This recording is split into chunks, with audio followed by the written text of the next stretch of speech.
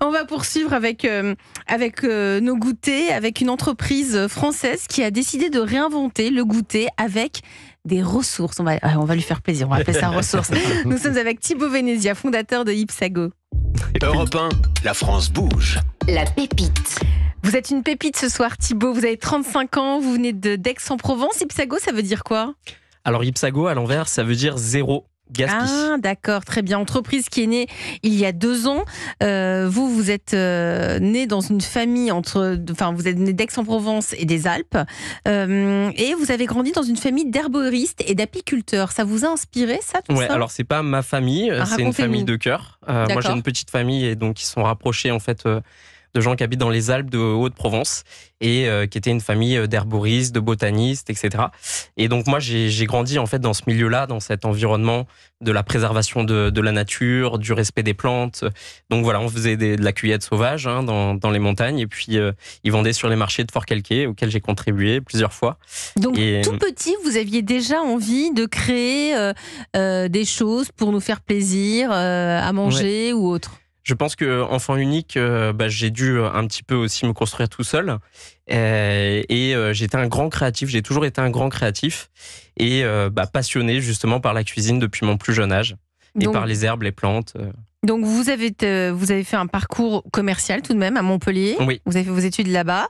Vous avez travaillé dans des univers qui n'ont rien à voir avec la cuisine, notamment dans les télécoms. Et ensuite dans l'informatique. Informatique et la santé, ouais, tout à fait.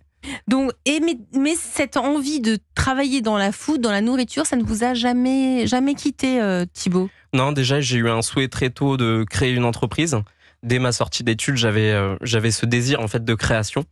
Et je pense que de toute façon, il fallait le temps que ça mûrisse. Et j'ai décidé finalement au moment de la crise sanitaire, hein, comme beaucoup. Ah, il y a eu des moments de bascule, un moment de cette crise sanitaire. Je travaillais pour les EHPAD à ce moment-là et il y avait tout plus de était boulot. fermé. Voilà. Mais vous pouvez plus aller travailler dans les EHPAD ? Moi, je vendais des solutions de télémédecine. C'était compliqué. Donc là, c'était compliqué et pourtant il y avait des besoins. Mais du coup, je me suis retrouvé un petit peu isolé chez moi, en me posant beaucoup de questions sur le sens que je voulais donner à ma vie. Et j'ai décidé dans ma petite cuisine de commencer à développer en fait des recettes un petit peu innovantes et notamment avec des réminiscences de mon enfance qui était le séchage en fait des herbes. Et donc c'est là où j'ai commencé à sécher en fait des fruits et légumes pour ensuite en faire des farines. Vous voulez dire des pots, quand vous dites les fruits et légumes, par exemple, il y a une pomme. Ouais. Alors, c'est la peau ou c'est à l'initiale, j'allais faire en fait des Too Good To Go dans les primeurs d'Aix-en-Provence. Donc l'application anti-gaspi. Exactement. Et après très vite, je suis allé rencontrer en fait des producteurs de fruits et légumes et je me suis rendu compte à ce moment-là que c'était à peu près 30% de leur production qui était écartée. Parce qu'ils sont moches, parce qu'ils ne correspondent pas aux standards de la grande distribution, trop etc. Trop gros, des faux esthétiques. Mais en vrai, ils sont bons. Ou des surproductions. Ouais. Des surproductions. Oui, bien sûr. Et en fait, il faut savoir que dans le monde, c'est 23 tonnes de fruits, légumes et tubercules qui sont jetés en fait chaque jour, qui ne sont jamais consommés. Je ne me remets pas de ce chiffre. Voilà. C'est 23 invraisemblable. tonnes par seconde. Par seconde, c'est ce qu'il faut préciser. Hein. Ouais. C'est incroyable. Et donc, vous vous êtes dit, avec ça, je vais pouvoir en faire quelque chose. C'est comme ça que vous avez cette idée de lancer Ipsago. Vous vous êtes dit, je vais pouvoir créer un nouveau biscuit ou un nouveau produit alimentaire. Voilà, 100% végétal autour des fruits, des légumes. Et on ne s'est pas arrêté là parce qu'en fait, en faisant des recherches sur le séchage, je me suis rendu compte aussi qu'on déshydratait d'autres matières premières, notamment ce qu'on appelle les drèches de brasserie. Les drèches de brasserie, en fait, c'est les céréales maltées qui sont résiduelles de la fabrication des bières. Donc en fait, c'est l'orge maltée. Alors le malt n'est pas une céréale, mais n'importe quelle céréale peut être maltée. On peut avoir un blé, de l'orge, du riz, du maïs, qu'on va d'abord faire germer, ensuite tourrailler. C'est comme une torréfaction. On va envoyer de l'air chaud dessus qui va faire tomber la germe au bout de 4-5 jours de germination. Et ensuite, là, ça devient du malt. Et le brasseur, il va commander en fait cette céréale maltée à des malteries, des châteaux. Et il va mettre ça dans ses cuves. Il va concasser la céréale au préalable. Et il va rajouter de l'eau qui va faire bouillir avec la céréale. Et en fait, toute la céréale va perdre son sucre qui va se retrouver dans l'eau qui sert ensuite à fabriquer la bière. Et c'est nous, à ce moment-là, qu'on intervient au moment de la séparation de l'eau et de la matière. Et on va récupérer ce qu'on appelle donc ce porridge de céréales, ces drèches de brasserie. Des drèches de brasserie. Voilà. Et ainsi est né Ipsago. Donc là, vous allez nous dire concrètement ce qu'est Ipsago. Vous avez apporté ce soir sur Europe 1, Thibaut Venezia, des petits bols remplis de vos produits. Donc vous allez nous raconter ce que c'est et on se retrouve dans 1 minute. C'est à vous. Merci. Donc Ipsago, en fait, c'est une biscuiterie d'un genre nouveau. On va faire en fait des produits qui sont faits à partir de ressources sous-exploitées. Donc notamment des fruits et légumes hors calibre. On va faire une gamme de pétales de fruits séchés sans sucre raffiné ajouté, qui vise à préserver les nutriments du fruit frais et concentrer les saveurs. On va faire des petits cookies qui sont faits à partir aussi de tourteaux d'huilerie, qui sont les résidus de pression des huiles, huile de noisette, de lin, de sésame. Et puis enfin, on va avoir une large gamme de biscuits apéritifs qui sont des billes apéro, qu'on a appelées crack au malt, et qui sont faits à partir de légumes écartés, de tourteaux d'huilerie et de drèches de brasserie. Voilà, Ipsago, c'est pas juste une biscuiterie traditionnelle, artisanale, c'est aussi une entreprise à mission avec des engagements sociaux et environnementaux. Sur la partie sociale, tous nos sachets sont étiquetés et en sachets en fait dans des prisons par des détenus.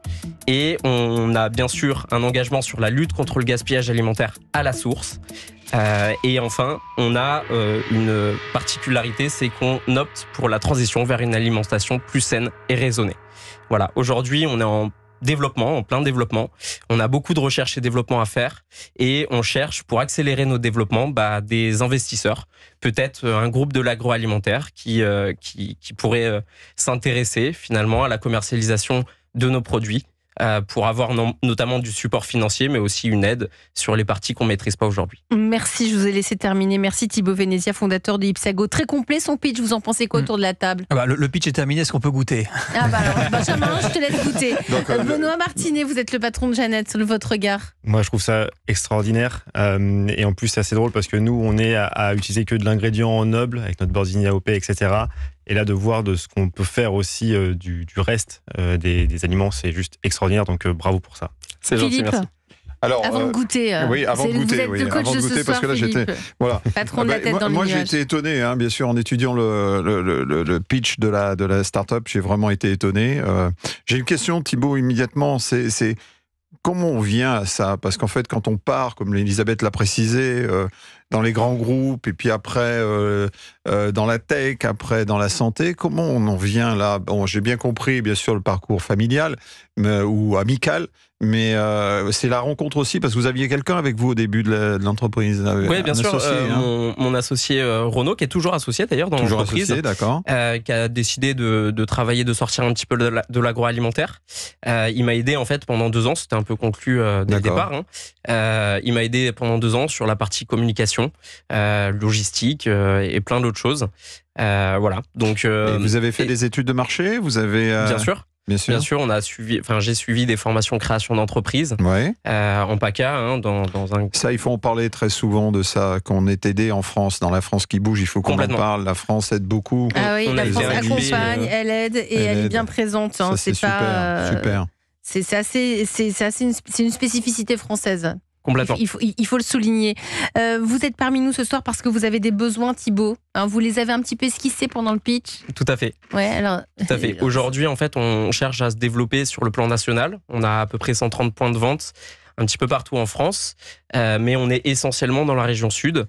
Et aujourd'hui, notre besoin, c'est d'aller en fait proposer nos produits.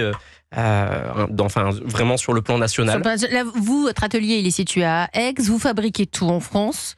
Alors, tout est fabriqué en France. 90% de nos matières premières sont françaises. Il y a certaines épices, etc. Oui, on va pas les retrouver. Et vous êtes 5 au total, hein? Oui, tout à fait. Donc vous cuisinez et vous préparez aussi? Alors, aujourd'hui, j'ai un responsable de production, Rémi, qui aujourd'hui prend en charge la totalité de la production. Et moi, je m'occupe de tous les autres plans, que ça soit du commercial, de la logistique et de la gestion de l'entreprise, évidemment. C'est quoi les forces pour vous, déjà, Philippe Ipsago? C'est quoi les forces? À travers l'intervention de Thibaut, l'énergie du leader. Ouais, il y a une belle énergie. Il y a une très très belle énergie positive. Donc ça, j'ai trouvé ça passionnant, avec une belle assise en termes d'expérience professionnelle.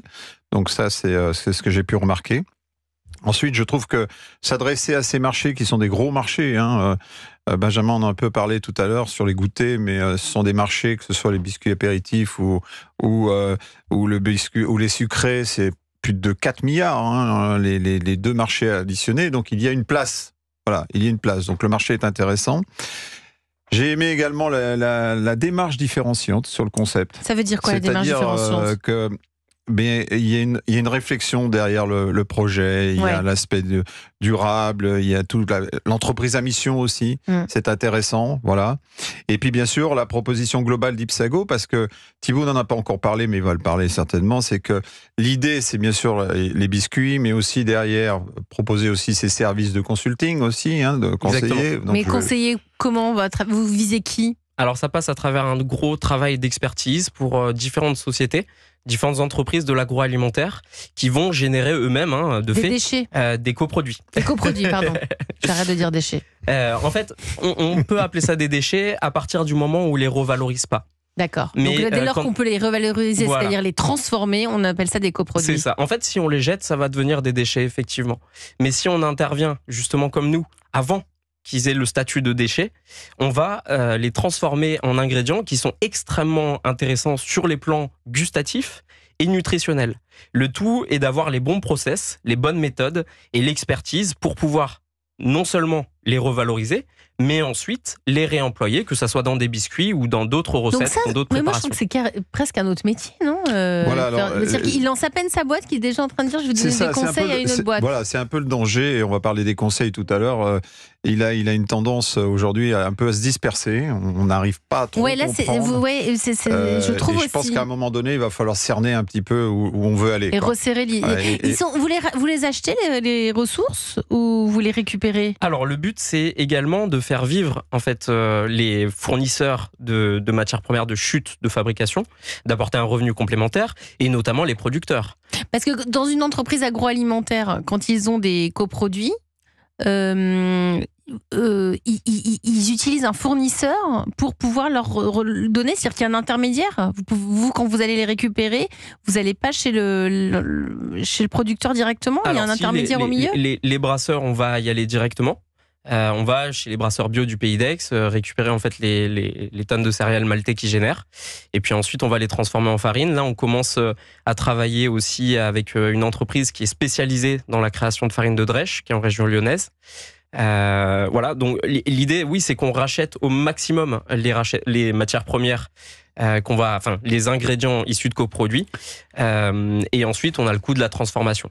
Donc on crée nos matières premières, où on source, et on travaille avec des entreprises qui sont également dans ce mouvement-là de revaloriser en fait ces coproduits en matières premières. Et il y en a qui commencent beaucoup à émerger en France, et c'est d'ailleurs très intéressant parce que c'est un petit peu la direction que prend l'alimentation de demain. Benjamin, c'est bon? Alors pardon, j'ai voulu le faire discrètement. Effectivement, j'ai mangé la bille à la patate douce romarin, très très bon. Je ne sais pas si les autres ont mangé. Très bon goût, absolument. Ouais, c'est bon.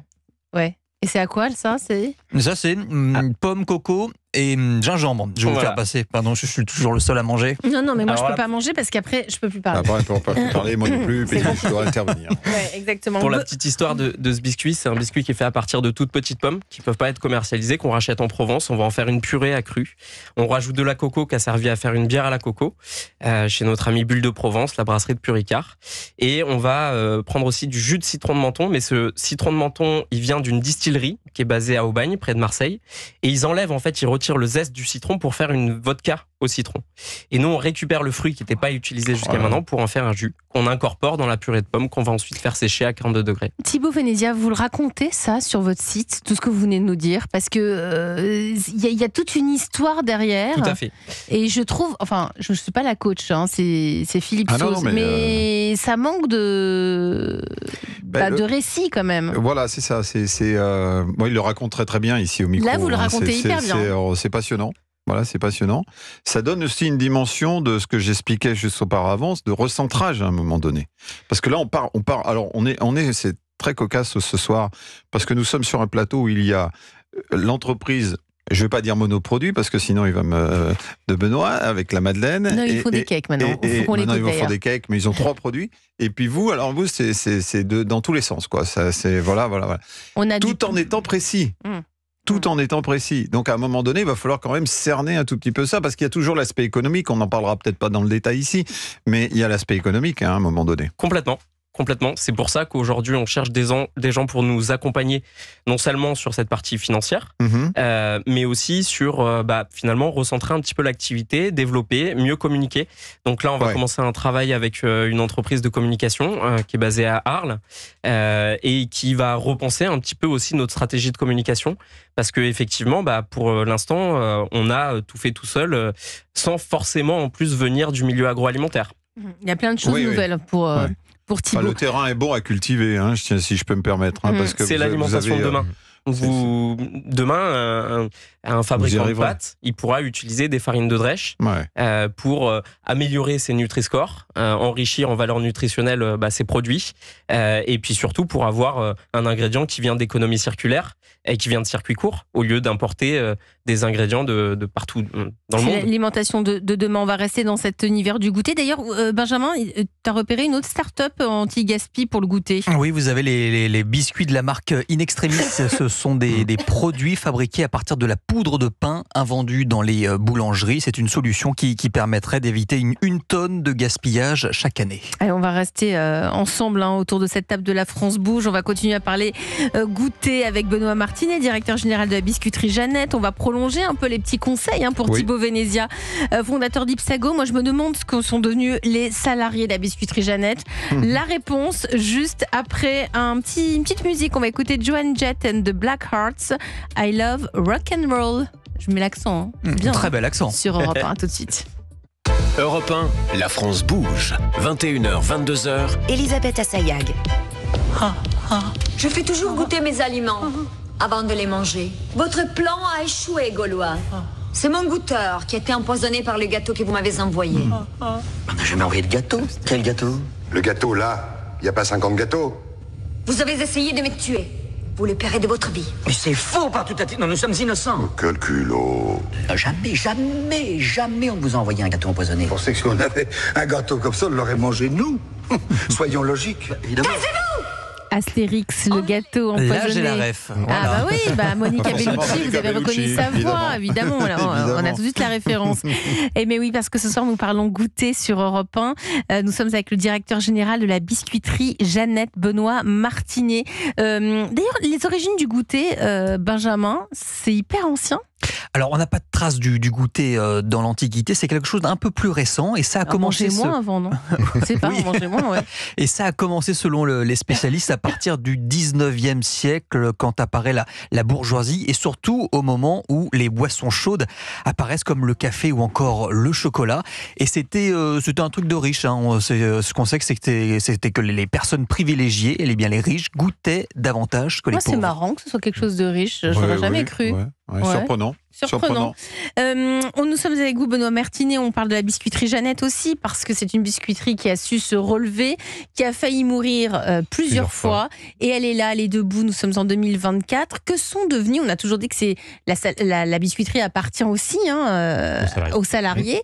Que sont-ils devenus, ces salariés? Comment vont-ils? Eh bien, ils vont déjà très bien. C'est une bonne nouvelle. Et surtout, depuis, ils ont eu la chance, en tout cas pour eux, de partir à la retraite avec moi ce stress à me dire la compétence, le savoir-faire, s'en va avec la retraite. Donc c'est aussi pour ça que moi, dès ma reprise, voyant aussi mes collaborateurs... C'est pour protéger les salariés. Oui, les salariés, bien sûr. Le savoir-faire. Et donc tout de suite, il a fallu aussi embaucher des jeunes pour aussi pouvoir faire perdurer en tout cas notre savoir-faire. Mais on arrive à embaucher des jeunes dans une biscuiterie en Normandie? C'est pas si simple, mais je crois qu'on a quand même de la chance avec Jeannette, puisque l'histoire fait que dans tous les cas, beaucoup, en tout cas ceux qui ont envie de se battre, nous rejoignent pour pouvoir justement faire perdurer cette marque, faire perdurer ce savoir-faire. Et puis surtout ces produits d'excellente qualité. Et alors, vous avez par exemple des salariés qui viennent d'anciens de chez Jeannette? Ah oui, racontez-nous. J'en ai toujours. Alors, déjà, tout à l'heure, on entendait Marie-Claire. Vous la connaissez, Marie-Claire? Évidemment. On l'entendait, c'était une égérie. C'était c'est la mascotte. Une interview d'Aurélien Fleureau en 2014 sur Europe 1. Mais oui, Marie-Claire qui est partie un peu plus de 2 ans après moi, mon arrivée. Donc, ça fait 2 ans et demi où je navigue, en tout cas, sans Marie-Claire. Mais Marie-Claire qui passe Allez, je pense que j'exagère pas si je dis que tous les 3 mois par trimestre, au minimum, j'ai une visite de Marie-Claire pour être sûr que tout se passe bien. extraordinaire, Que parce ça que va. Saluer Marie-Claire. Alors, ce Non, mais soir, d'abord, on la hein. salue, mais vous vous rendez compte, dans une entreprise, c'est rare quand même d'avoir un tel Ah ouais, attachement. c'est un Ouais, c'est attachement, chouette. Et puis ouais. même aujourd'hui, et même mon pétrisseur André, qui est parti à la retraite il y a maintenant 3 ans, et ben maintenant tous les étés je peux compter sur lui pour remplacer mon pétrisseur actuel. Wow. Toutes les fins d'année je compte sur lui pour pouvoir aussi subvenir au pic que nous avons en fin d'année. Donc non, c'est juste extraordinaire. C'est une grande famille, C'est clairement Jeannette. une grande famille de toute façon. Et ils vous aujourd'hui, ont on adopté, parce que vous, je rappelle, vous étiez chez Decathlon. Oui, je crois qu'ils m'ont, ça y est, enfin en tout cas adopté, mais ça n'a pas mis longtemps parce que je crois que malgré tout on est fait du même bois et on avait envie de se battre ensemble. Et c'est pour ça que tout a bien fonctionné. Vous savez les fabriquer, les madeleines Oui, Vous avez appris j'ai passé énormément de temps en production, vrai même au début, ils étaient presque étonnés de voir pourquoi est-ce qu'un patron est avec nous avec une blouse, avec une charlotte et en train de faire des madeleines ou des produits. Et j'ai passé beaucoup de temps et même encore aujourd'hui, sincèrement, je pense que je passe peut-être plus de la moitié de mon temps presque en production avec les collaborateurs. Combien de temps pour fabriquer une madeleine? Entre la phase de pétrissage jusqu'à l'ensachage, comme on a ici, il faut compter à peu près 2h15. Une madeleine, 2h15. Ouais. Ah ouais. Je pensais que c'était plus rapide. Ça prend du temps puisque déjà on a toute la phase de pétrissage. Bien parce sûr. qu'on bat comme à la maison. Notre pétrin, nous, il peut battre jusqu'à 300 kilos, mais sinon c'est exactement la même chose que ce que vous avez à la maison. Et puis ensuite on a les temps de repos, plus ou moins longs selon les recettes. Et ensuite le passage au four, le refroidissement, l'ensachage et enfin on récupère le produit. C'est génial. Et est-ce qu'il y a une pause goûter chez Jeannette? Obligatoire. C'est vrai? Sur la chaîne. C'est pour ça que du coup j'ai vu tout à l'heure on parlait du sport, mais je suis obligé de continuer puisque je suis obligé de manger au minimum une madeleine ou un financier ou un cake par jour. C'est le contrôle qualité qui veut ça, hein, c'est pas le choix. Mais ce sont J'ai cru que c'était par des heure, moi. glucides et ça donne de l'énergie pour le Il y a une sport. salle de sport chez Jeannette? Il y a une salle de sport C'est vrai? Exactement. Wow. C'est vrai, bien. c'est vrai, tout à fait. Avec Sympa. des machines. On a ce qu'il faut pour pouvoir pratiquer. Et puis même là, à partir du mois de septembre, l'ensemble des collaborateurs auront leur coach aussi 2 fois par semaine pour pouvoir se dépenser. Donc une belle Éliminer. qualité de vie au travail C'est en important. plus chez Jeannette. C'est important, ouais. Pour 22 salariés? Nous sommes 22 aujourd'hui, ouais, 22. tout à fait, ouais. Bah, Mais nous franchement, sommes ça- 22 d'une même famille finalement. Mais c'est ce que l'on Mhm. entend avec vous ce soir sur Europe 1. Benoît Martinet, directeur général de la biscuiterie Jeannette. Timo Venezia, fondateur d'Ipsago. Vous êtes là parmi nous, vous êtes la start-up de La France Bouge. Je rappelle que vous utilisez, on dit des coproduits, Exactement. pour les transformer donc en produits gourmands comme je vois que vous avez apporté des biscuits à base de pommes, coco, gingembre ou encore des cookies choco noisettes. Donc c'est fait à base d'ingrédients anti-gaspi. Exactement. Par exemple, le cookie choco noisette, on a des pépites de fèves de cacao qui viennent de la fabrication d'une bière au chocolat. Une bière au chocolat? Ouais, tout à fait, une bière de Noël. Et qui est faite à Puricard, la brasserie de Puricard. Et c'est bien, on a des brasseurs créatifs. Hein. Donc, Ah oui, voilà. oui. Ah oui. Et donc, nous, on va récupérer en fait ces centaines de kilos en fait, de fèves de cacao qu'on va sécher et qu'on va réintégrer dans le biscuit. Vous les faites sécher où dans votre atelier? Ouais, tout à fait. Nous, Combien de temps pour faire sécher? Alors, il faut compter une douzaine d'heures. Donc, on laisse. C'est pas énorme, je pensais que c'était des semaines et des semaines. Non, alors ça dépend des matières qu'on va faire sécher. Sur les fruits et légumes, c'est un petit peu plus long. D'autant plus qu'on s'engage vraiment sur la préservation des nutriments. Donc, on va faire des séchages qui sont très lents, très bas. Voilà. Et dans ce biscuit, le cookie choco noisette, le brookie, B-R-E-W pour le brassage de la bière. Voilà, pour rappeler la farine de drèche qu'on utilise dans notre biscuit. Et on va aussi y retrouver du tourteau de noisette qui vient en fait d'une huilerie qui est basée à Pont-Saint-Esprit. On récupère en fait les bâtons solides issus de la presse de l'huile de noisette et on va faire une farine qui est extrêmement riche en fibres, en protéines. Philippe. Mais alors, qui source tout ça? Parce qu'on va de Puricard à Pont-Saint-Esprit. Ouais. Alors, on a travaillé 1 an sur le sourcing et puis aujourd'hui, on a une 50aine d'acteurs avec lesquels on travaille et on met en place des schémas logistiques qui sont intéressants pour nous. Au début, c'était un petit peu compliqué parce qu'on faisait tous les voyages nous-mêmes. Aujourd'hui, ça devient beaucoup plus structuré et puis surtout, on est capable de générer beaucoup d'ingrédients, ce qui fait que derrière, on a la facilité finalement pour créer nos biscuits.